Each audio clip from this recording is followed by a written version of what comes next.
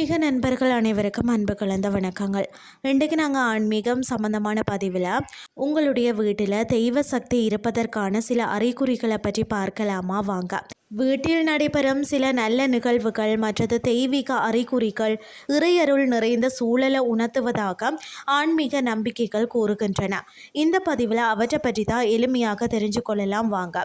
First பார்த்தீங்கன்னா வீட்டில் பள்ளி சத்தம் கேட்பது, அடுத்தது அடிக்கடி காகம் வருவது, மற்றது பார்த்தீங்கன்னா பூஜை செய்யாமல் நறுமணம் வீசுவது, மற்றது பார்த்தீங்கன்னா தெய்வ தீபம் பிரகாசமாக எரிவது.